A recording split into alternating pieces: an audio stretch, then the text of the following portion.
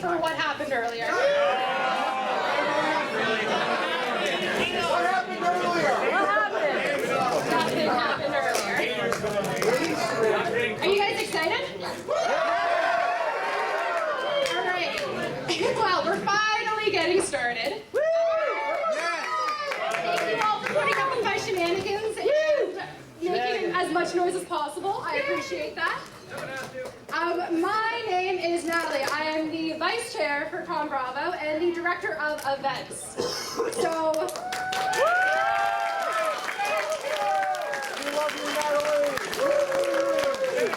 I am also the one that goes around in high heels and these goggles. So,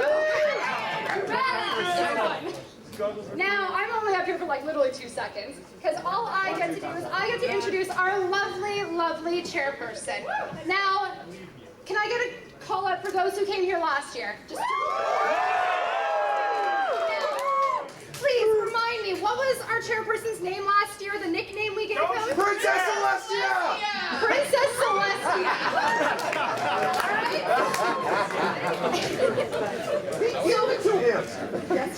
Thank you, for specifically Mike Story, for that nickname. That was amazing. So, ladies and gentlemen, please give, even louder than I made you do outside, the biggest applause for the person who pulls all those stupid little strings together on this. Our chairperson, known as Princess Celestia, feel free to call him that all weekend, Mark Chan.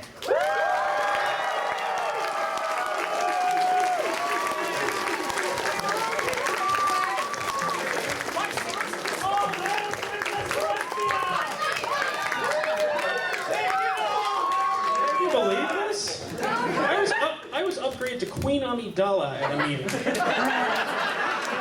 I don't know if that's an upgrade. All right, well, we'll figure out who's the fans of what, I guess. So this is for now. That's one. This is for when I get off the stage. It gives you wings.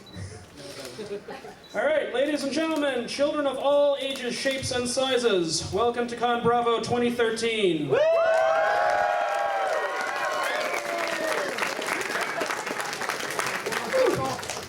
So year after year, they get me up here and say, yeah, go ahead, use a microphone. My staff trusts me way too much with public speaking, and I managed to somehow swindle them into it every year. It's like, yeah, you can do the opening ceremonies, but at least I'm not alone this year. But before we get to everyone who's coming out this year and our special keynote speaker, I want to give my traditional speech for the year. And this year, I want to talk about how fandom has changed. I've been going to conventions since 2001, when I turned up for a day at Anime North and wound up staying for a weekend. To some, that makes me a very young con-goer, and to others, that makes me an old fogey. To me, it's been a wonderful time. No matter how far back you go, it can be argued that there's another generation that's been doing fandom their way in their time. That's just how fandom works. If we talk about modern fandom strictly, then this all began in the 1930s, in '39 with the World Science Fiction Convention, or Worldcon, when it was held in New York City. Back then, Frank R. Paul was the guest of honor, and he was the one who was defining sci-fi pulp magazines and a big way that the fandom looked and felt about itself. And fandom grew in small ways from there. Worldcon ran continually and still runs today, with just a short break for World War II. You know, that interrupted everyone.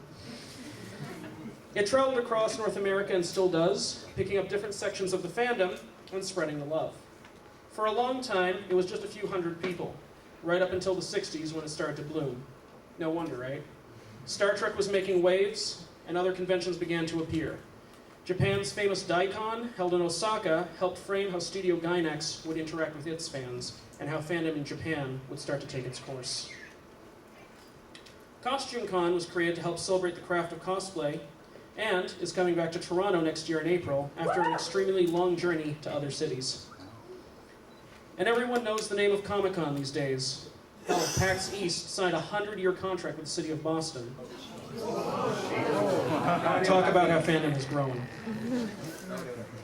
From Anime North to ConBravo, conventions are everywhere, and every weekend has one. In 12 years of con going alone, I've seen part of that boom, and I'm sure we all have. I think back to being a teenager and imagining that maybe one day my less nerdy friends would be into the same video games and anime that I was a big fan of. And now they are. Some people think that this is a bad thing or something to frown about. They feel a bit threatened by all the newcomers. I've heard older fans say that the kids don't know what fandom's about, and I've heard the kids say that the old guard is out of touch. I've heard the kids rant at each other about what makes a true fan, as much as I have the old fogies at what makes a fake fan, and so forth. As far as I'm concerned, here at ConBravo, there's no such thing as a fake fan. We're all learning, loving,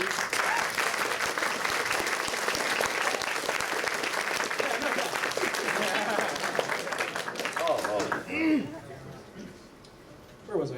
Y'all distracted me, god damn it. Sorry. Fandom. We're all learning, loving, and willing to grow. If we're to be as wonderful as our community supposedly is, then we have to be accepting of change in all its great forms. That's the spirit of being a geek. Hungering for what's to come and not settling for what is. The future is bright, and while fandom changes, we change with it. I've been up here for 4 years now to open the show. When this first started, I never thought so much would change. I hoped, perchance even dreamed, but being a mere mortal, I try not to forecast my future. And 4 years can seem like a very long time when you're at the tail end of it. But it really did go by in a flash. We've moved venues twice now, from Oakville to Burlington, and Burlington to right here in Hamilton. Faces old and new, floor plans old and new, these have all changed. But settling into a new home doesn't mean that change ends. This podium is going to see a lot from us, I think. It has a lot to live up to. 2010, being the original, was the first time I got to make an audience cringe in stereo. Yeah, that would have been over better than I thought. 2011's podium had water spilled all over it by the infamous Keith Thapicary, and I still fondly remember him being tackled off the stage by our trusty patrolsman. Tends to happen. 2012's got a lot of play, though perhaps none longer and more ear-shattering than when people asked if Doug Walker could hold a note. It turns out he can. Now I'm going to get to some of our guest introductions. Before that, I'd like to spread out my thanks to Canada Computers, Red Ensign, Creation Studios, and 1UP Games for helping this show happen. These guys have been amazing.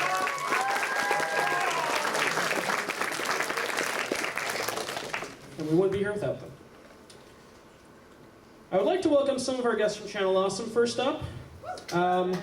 Unfortunately, Linkara and Leo Thompson are not here with us just yet. They got held up at the border. But I would like to welcome the host of Radio Dead Air, Nash.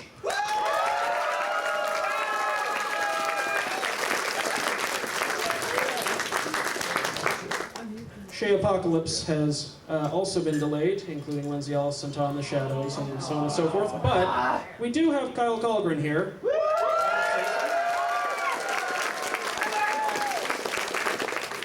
You're still a hack. Take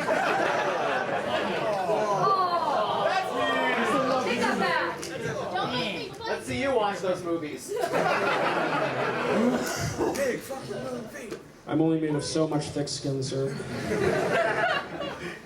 For one team that did turn out in spades, from the halls of Retroware TV, please put your hands together for Pat the NES Punk.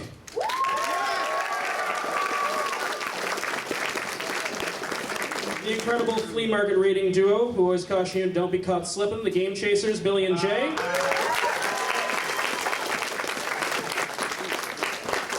The man they're going to pick on all weekend, the gaming historian Norman Caruso.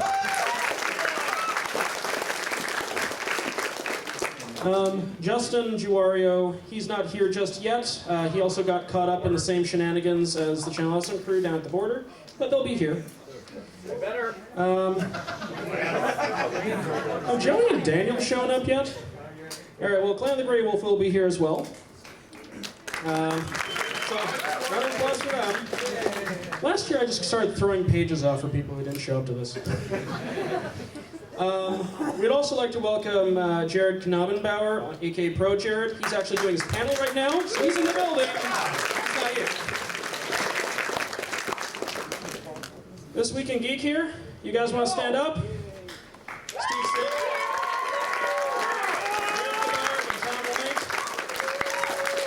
And of course, DM Big Mike, who is part of These Warriors Are Terrible. You have the worst acronym, and I'm not going to say it at the stage. It's a great acronym. We don't fly.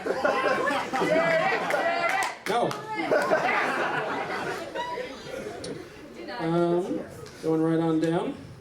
Toronto's very own 3 kilobytes, including Michelangelo, Kat Jovi, and Jay Hooft.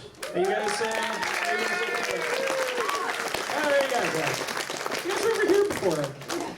Cool kids now. I'm just blinded by the spotlight right now. That's your excuse. We also have with us, not in this audience, I don't believe, but the cast and crew Space Janitors, who are going to be here all weekend, and the cast and crew versus Valerie and Sexy Nerd Girl, of which I believe Kat is a member. And Mr. Mark Meir. I'm sorry, I'm still blind up here. Mr. Mark Meir.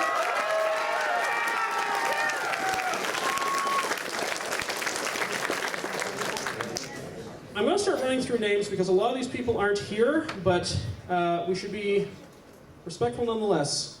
We have Petrus Iano, who is the creator of My Life as a Video Game. Vitaly S. Alexius, the creator of Romantically Apocalyptic. Andrew Gregoire of I Am Arg, which I don't recommend you read unless you're a sufficiently terrible person like me. There's a lot of dangly bits involved. I don't think Sid Bolton's shown up yet, but he's the proprietor of the largest video game collection in Canada, and he'll be hanging out with Retroware all weekend. Do we have cosplay guests here? Have I arrived yet? All right.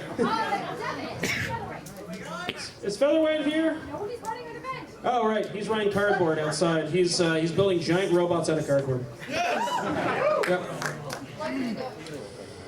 The masters of the Geeky Improv, who are fresh from their stint at the Just for Laughs Festival in Montreal, I'd like to welcome the 404s.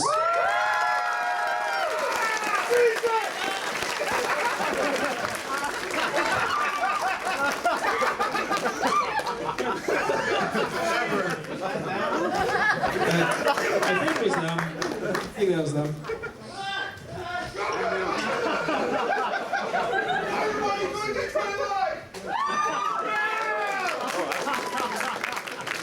I don't think I was supposed to mention Just for Laughs. Peter Chimera, who yet again is missing from any ceremony whatsoever. I know you're out there, Peter. And I want to introduce our musical guests, including the beat-dropping Word Burglar, the unrelated, so that's a weird name, Super Guitar Bros, James Ronald of Epic Game Music, DJ Finish Him, known to some as Sean Hatton, Montreal's own master music producer E. Bison, who I believe is here somewhere, the very eclectic Star Pilot, the very much okay Skripnik, his words, not mine.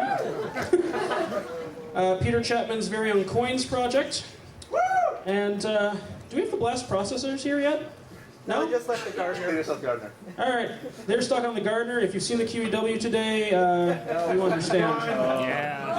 It's a parking lot. But if they were here, they would be here to save us from the future. That was the message they want to put along. So that's a lot of people, and I've skipped over like half the list.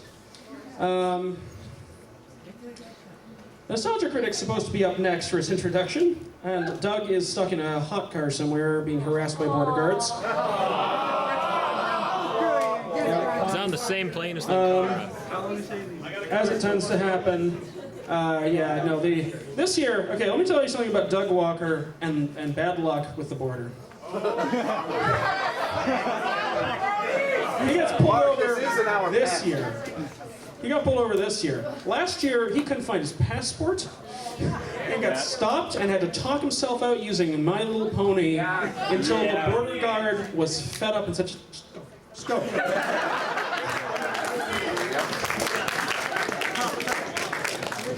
Slightly better than Joe Vargas, Angry Joe back in second year, losing his passport because his name was like affiliated with somebody who caused too much trouble, and they were like, "You can't have a passport. You're like a serial killer or something." Not? So fun stuff. Whew. I'm getting there. I don't believe Mara Wilson's arrived, but she will be here all weekend. Cool. Is Brent Black in the house? Yes.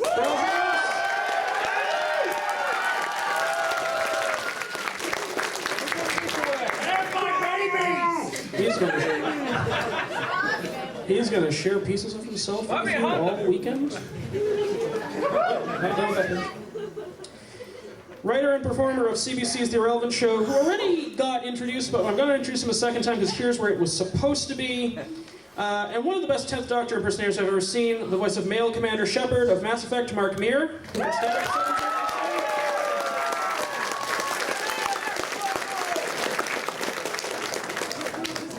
And we do have one more guest waiting in the wings, but before we get to him, I have to take care of some actually serious and somber business, which if the 404s would stick around for.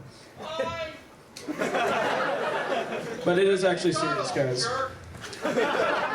We have two serious notes to discuss. We want to extend our condolences to Wild Rose of the Moon Roses, whose mother is in the hospital this weekend and she can't come up to the con. She is understandably not able to make it this year, and our thoughts are with her and her mother in this time of crisis. And we would also like to extend our condolences to Don McKechnie, also known as Kaiju Gal, who cannot be with us this weekend on account of the passing of a good friend and renowned costumer Marty Deere. Marty was a legend in costuming circles, a person wholly dedicated to the art of character portrayal and spreading the love of fandom. He was a tireless leader, standing on 4 major committees for WorldCon and chairing both CostumeCon 3 in 1985 and BalticCon 21 in 1987. We would like to ask for a moment of silence for Marty, if you please, and keep his friends and family in your thoughts.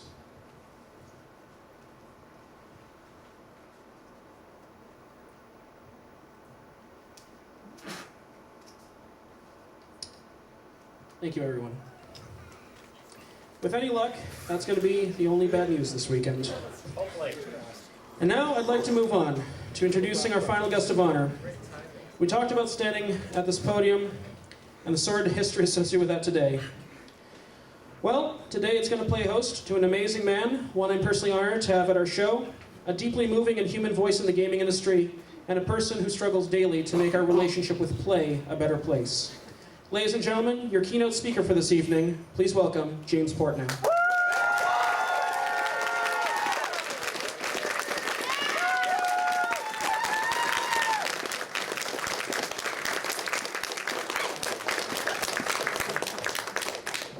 Hey everybody, can you hear me okay? I've been flying since 3 a.m., so you'll have to forgive me if I'm scratchy and somewhat incoherent throughout this.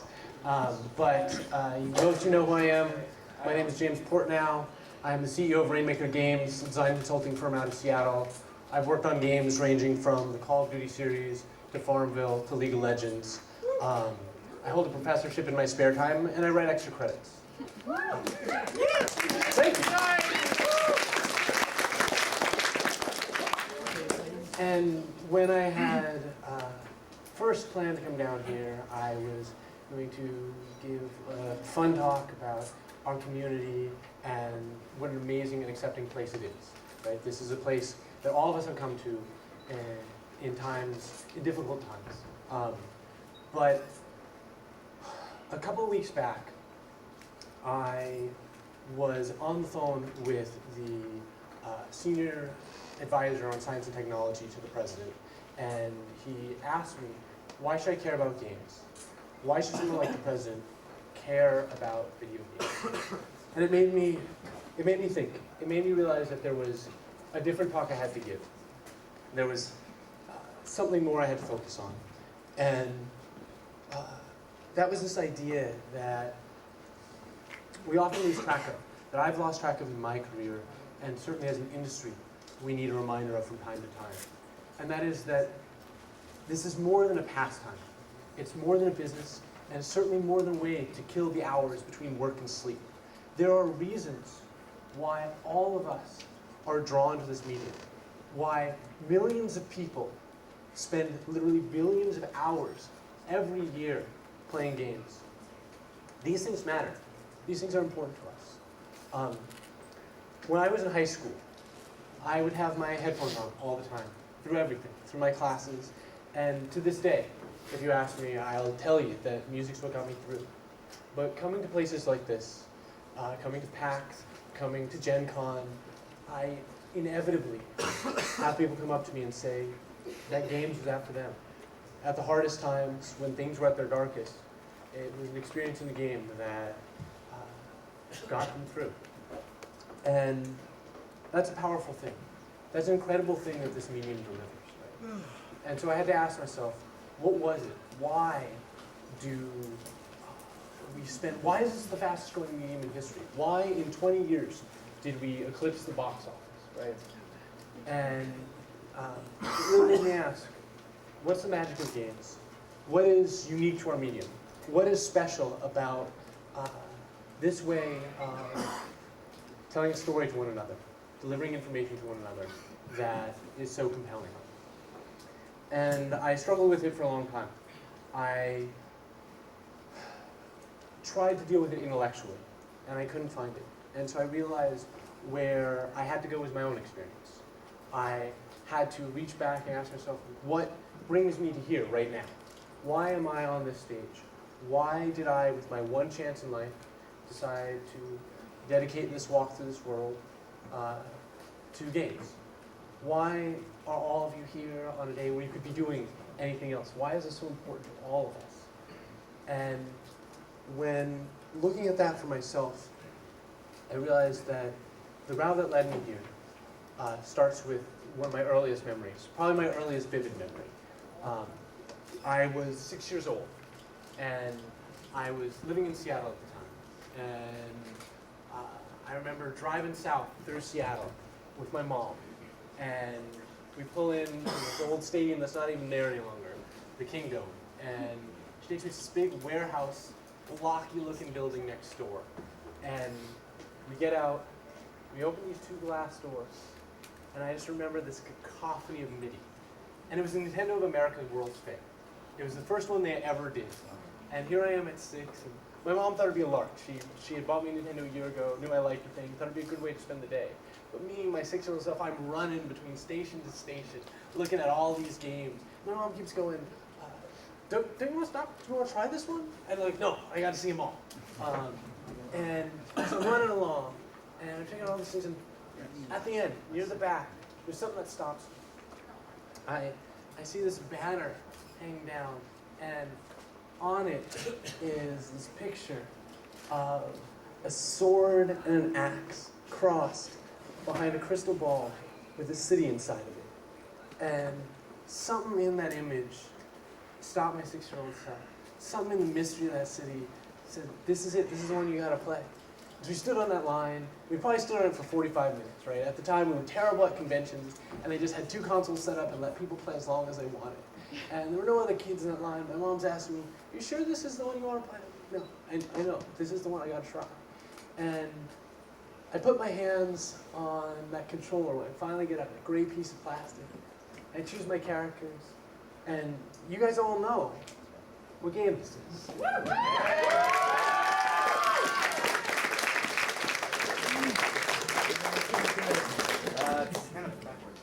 And so I'm playing, right?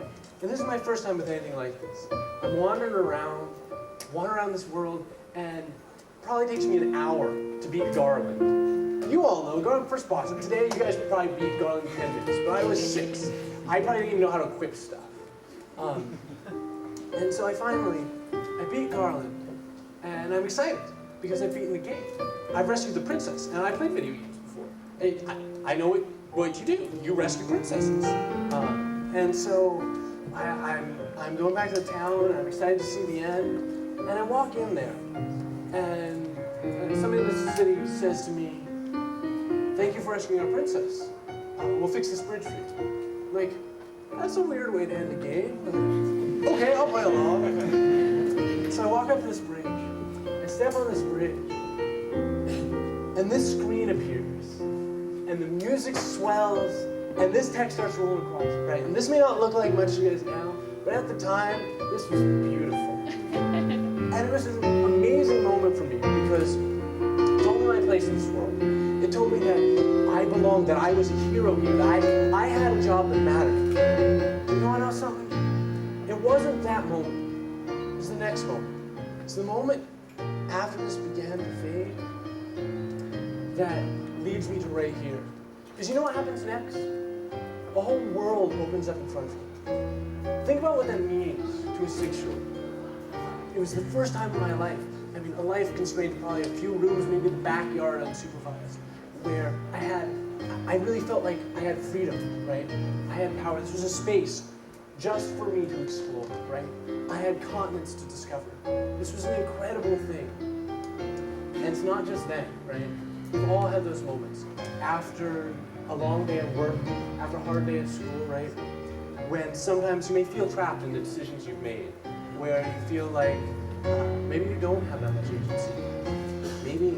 Maybe you're just stuck in this routine. You go home and you turn on that screen, and it's not this world, it's another world.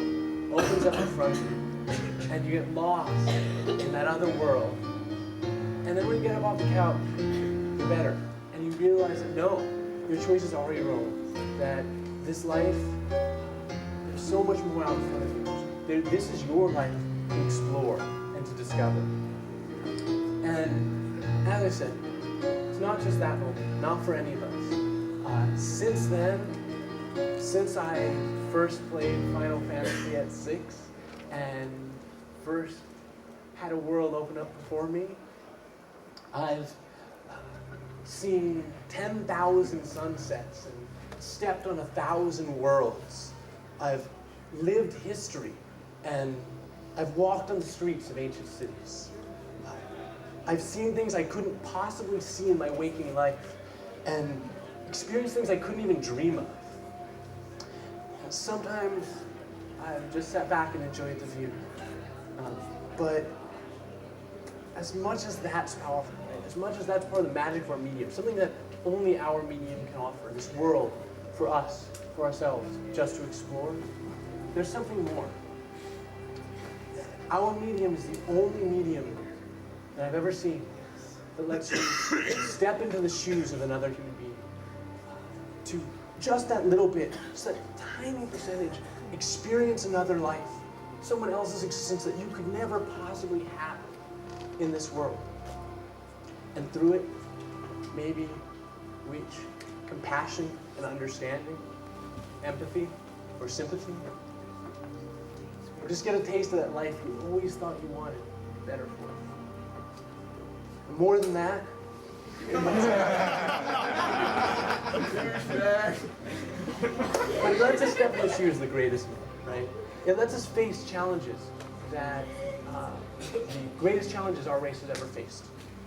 And in doing so, in confronting those struggles, in trying to live up to those questions that have been posed to others before us, we walk away, we turn off that machine, we get up off that couch, perhaps better than we are.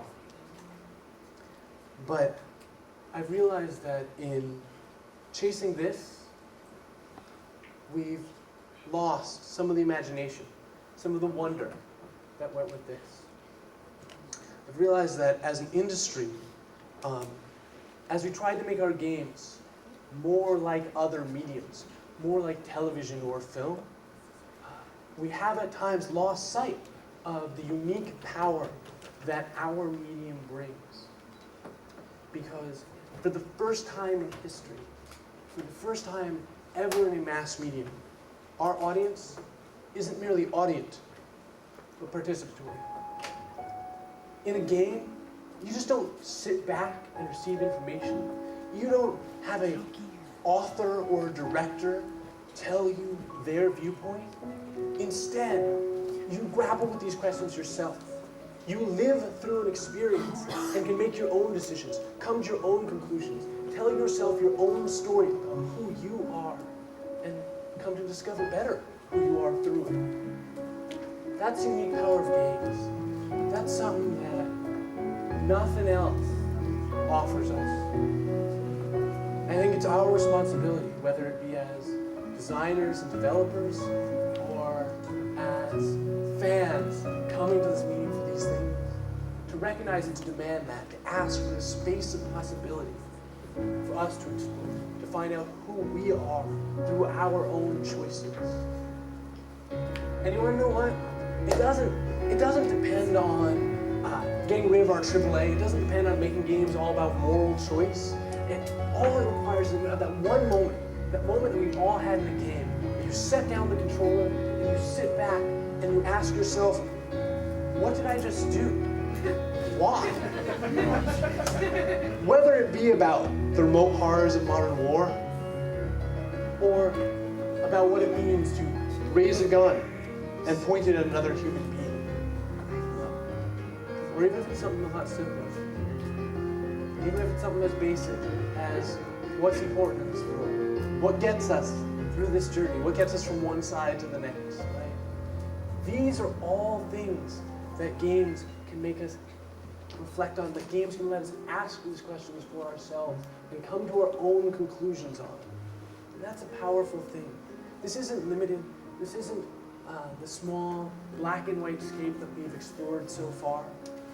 This is the unique power of this medium, that it is this truly interactive medium where, as a designer, I don't just throw my thoughts at you, but you explore questions about your life and about what matters.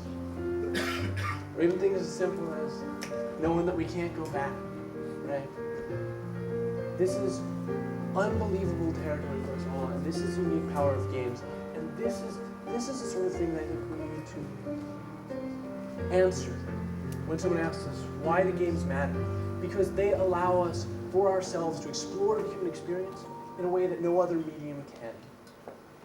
But beyond that, there's definitely one more thing. Something that's become very important to me of late. And it's this idea that games allow us to educate without teaching. You all recognize this? No, I don't. Right. No idea. I should probably explain what this is. Yeah. So this is a magic card. Seems like a lot of fun. These were great. I don't know how many of you guys played Magic back in Alpha or Beta or Unlimited. A couple of you guys. We got actually a fair number. This is great. So you guys remember exactly what I was going to talk about. So as a young man, I was lost. I was adrift. I had no idea what I wanted to do with my life, much less where I wanted to go to college. And I remember playing Magic, right?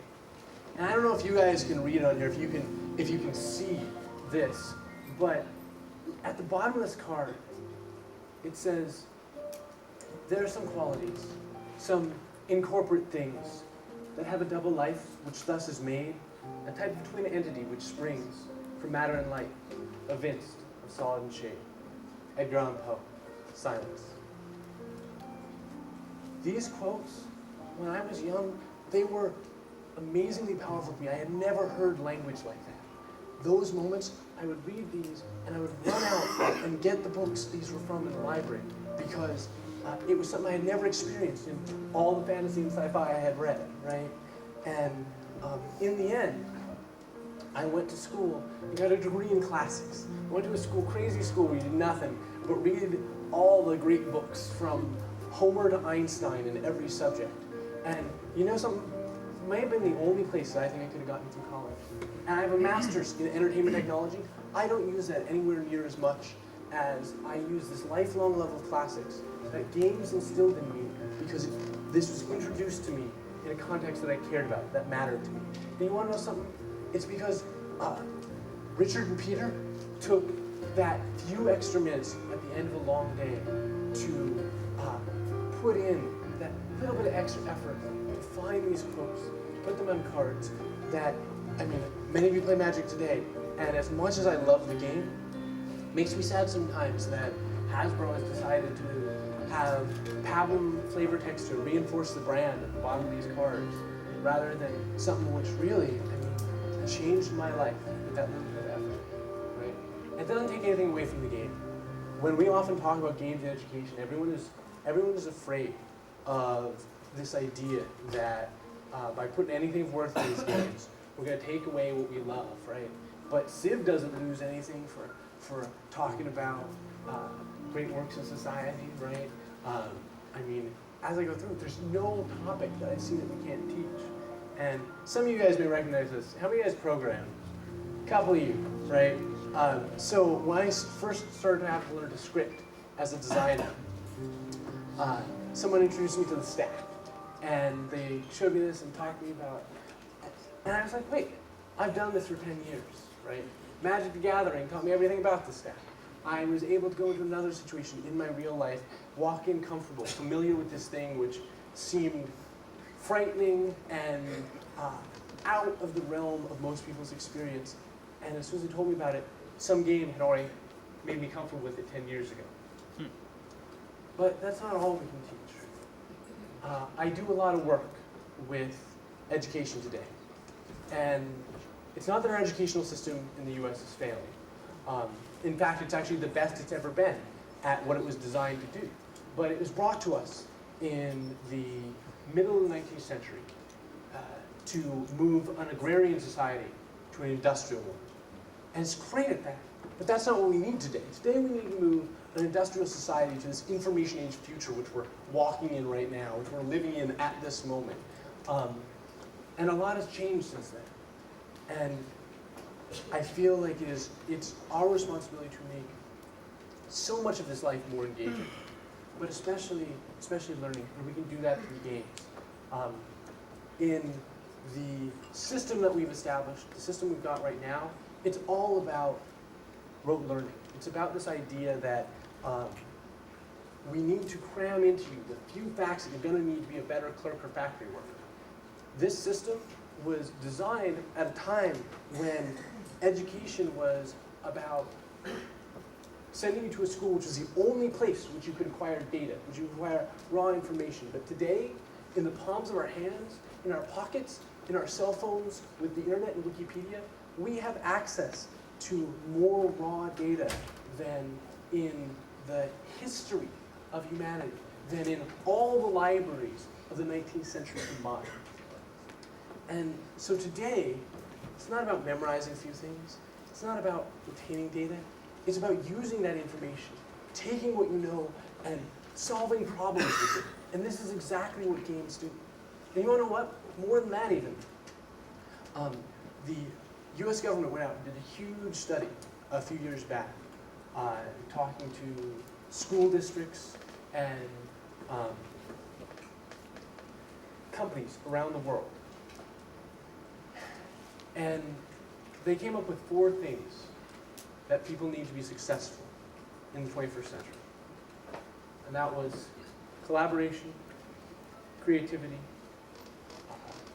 lateral thinking, and imagination.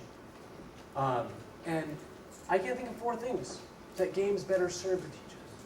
I can't think of 4 things that are delivered to me better every day through games. But it's more than just that. There's no subject we can't teach. I have seen higher math taught through the making of World of Warcraft villains.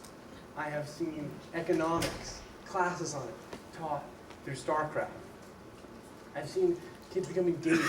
People lean forward rather than back when the class begins in history due to civilization. And I've even seen the possibly dullest of subjects, city planning, made engaging by what we do. And so when someone asks you, why should we care about games? These are the things we can point to. But sometimes it's things that are even less obvious. I was working with a lower income school, and I was working with some kids to whom, whether or not you went to college, not up to you, pregnancy was just something that happened. I didn't realize it at the time, but we started playing some Mario, right? And this kid runs, and he jumps, and he falls in the pit. And he gets back up. He runs, and he jumps, and he falls in the pit. And he runs, and he jumps, and he tries something different, and gets to the other side. And maybe he didn't kick open the door. Why didn't it just a crack? We started this conversation about agency, about the fact that his choices matter, that he could do the same thing he did in that game, right? that by choosing something else, he could have a different outcome. This is something that games give us every day. We all in this room know that we control our own destinies, and in part because of the games we play, through the 1,000 lives we've lived, where we've tried different thing after different thing, and been exposed to different consequences. And this is an amazing thing. This ability to grant agency is one of the most powerful things about games. And beyond that, I mean, if you do care about memorizing data, how many of you guys know like 50 Pokemon? 100? 200? 250? We're still getting a ton of hands. Oh, we're good. So right, think about how much data that is. Think about how much you memorize. And not because anybody sat you down in a classroom or made you do homework or had you take a test, right? You memorize all that because you love it, because it was given you in a context that you care about. We can do that with anything. There's no reason why we can't deliver that without taking away anything from games. These are all the reasons that games matter. But there's one last thing, because I was thinking about this and thinking about a lot of my friends who are developers. And I know what they're going to tell me. They're going to tell me that this is insane, right? That working with any major publisher, we're at a space where nobody buys games that have anything worthwhile in them. We got to take the safe route. We'd love to do this sort of thing, but we just can't in the context of our companies. But, I mean, in some ways, I think that's also on you guys. That's why I wanted to come talk to you about it today. Because these are the sort of products that I want you not only to support, but talk to people about the ways that we can get more from these products. Because you know what's insane? What's insane is doing the same thing over and over again and expecting a different result, right? We've seen major publishers collapse. We've seen long-standing developers. And okay, we've even seen what was going to be the great new hope, right? Like I saw game company after game company change their business plan to say, we're going to emulate those guys, right? And we've seen these guys in a tailspin because they realize you can only dupe your customer for so long. So we've got to think about it differently, right? We've got to realize that our audience has changed. That in a lot of ways, we can't just reinforce this idea that we're only selling to 14-year-old boys. And truth be told, any of you out there you guys are way more savvy than my generation was at 14, right? Video games for us were novelty, right? We would just dive into anything. But I still don't get what the game is. right, it is Farmville with even more compulsion hooks. It's ridiculous. I've never played Farmville either. Right. But the thing is that even they realized that pandering may get you short bursts of sales, but it's nothing you can build on. That's what their ads look like today, right? And yet our AAA industry still hasn't become aware. And so I'm reaching out to you guys as consumers, as the people who love this medium, to help us save this medium by not rewarding all this sort of behavior. Because in a world where a game that looks like that, sells 10 times the game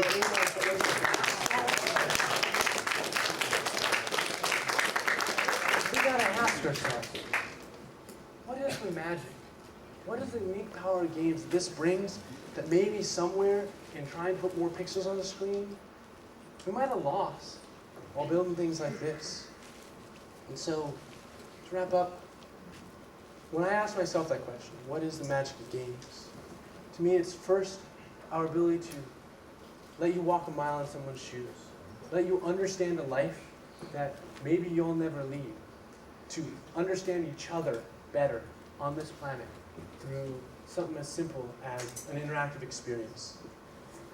Second, it's this amazing ability that games have to let us explore who we are and make our own choices, not to hear someone else's opinion, but to tell ourselves our own story, and through it, discover more about ourselves.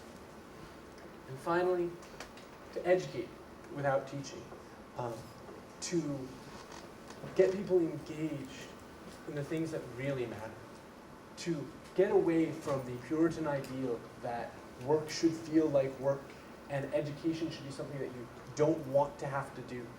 To me, that's totally wrong. That's not what education should be, and we can do more than that. And so, to me, I think it's a necessity. I think that it's not only a moral responsibility, but if we want to preserve, a lot of you guys have seen the decline in the number of AAA games that are produced, right? Exactly. So, okay, for anyone who doesn't know AAA games, AAA games are anything that has a television commercial, probably a AAA game. Your big budget console releases, basically. And we've seen that we've essentially gotten rid of doing anything outside of our sequels, right? And I think it is all of our responsibility to make sure that we reward things that return to that magic of games. The reason that people should care about games. The reason that many of us love games in the first place. So with that, I'll leave you. I have another talk in a few minutes, which will be nothing but me hanging out, sitting in a room, answering any questions you want.